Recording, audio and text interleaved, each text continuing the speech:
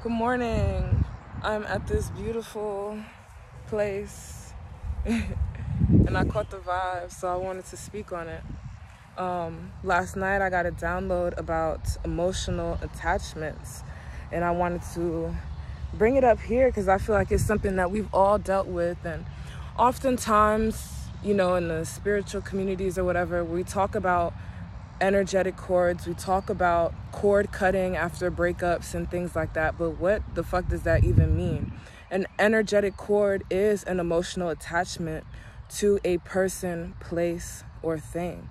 And oftentimes we confuse our emotional attachments with feelings of lust, and vice versa.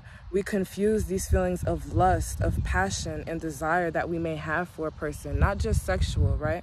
We confuse those feelings for an emotional attachment. And we're confused because we're not truly being emotionally fulfilled and nourished.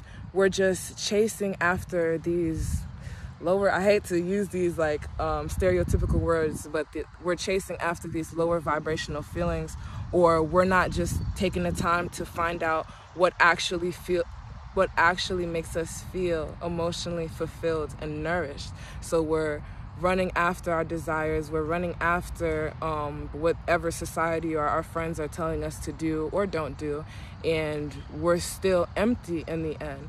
And we still have all these attachments to things that are not fulfilling us. And what are those attachments doing? They're draining you if they're not fulfilling you.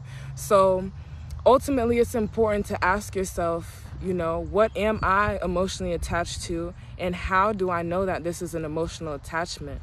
Start to put a name to the feelings that you have towards a person, place, or thing. I have a Virgo moon. I'm always going to bring in some astrology. The moon rules over your emotions, your habits, cycles. It rules over your patterns. And Virgo rules over routine, hygiene, day-to-day things. So me personally, I know that when I'm getting emotionally attached to a person, place, or thing, it's because I start to include that person, place, or thing into my daily routine, into my day-to-day activity. I'm talking to them on the phone all the time. I'm doing this thing all the time. And doing whatever thing all the time. Like, I like to smoke, so that's one of my rituals that I bring into my day-to-day, and I am emotionally attached to it. I'm not ashamed to say that, but I feel like it's something that's nourishing me and fulfilling me. However, I had to take a step back and look at like my friend groups and the other things that I was giving my attention to or including in my routine, and realize or ask myself if this is emotionally fulfilling me, if this is emotionally nourishing me, or is this just another empty emotional attachment or energetic cord that is ultimately draining me, right?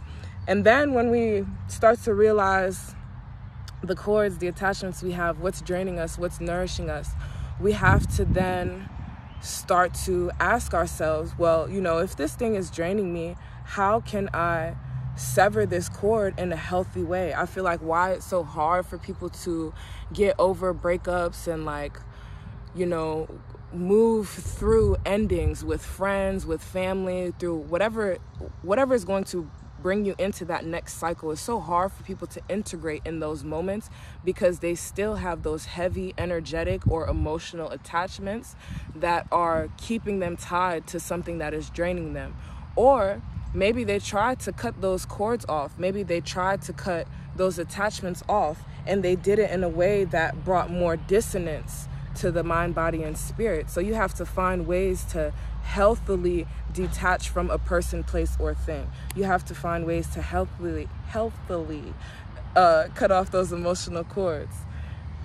Or energetic cords. Well, however you want to say, all these words are interchangeable.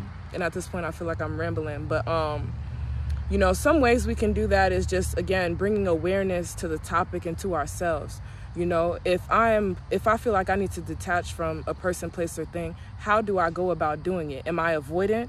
Do I avoid conversation? Do I completely just ghost this person? Or do I just take some time to feel it out, make sure I know what I'm feeling is, and I know that like my mind is sound, this is something that I really want to do, and then I take my time to communicate that to a person in whatever way I see fit. You don't really have to tell somebody straight up like, you're draining me, so I'm cutting this energetic cord. Like, you can just say, you know what, I don't really feel like we're in the same space right now. I don't really feel like we're on the same vibration. I feel like I want to just pull my energy back from you a little bit. You can say it in whatever way makes you feel content, but you want to do it in a way that is harmonious, so that you're bringing harmony back to your mind, body, and spirit. You know, these people, whoever these people are, society, all of us, we've gotten into bad breakups with people, and it's been hard for us to get over it, or to come out of those bad breakups, whether they be friendships, relationships, etc., because it probably ended on an argument. Niggas was probably fighting, hitting each other or something, like, you know, or maybe we were just avoidant and never addressed that energetic cord and the fact that it needed to be severed. So this was my little speech. Is hot as fuck. I'm sweating. Y'all enjoy the rest of your day. Let me know what you think. Let me know if this sparked any thoughts, feelings, or in anything within you. Yeah.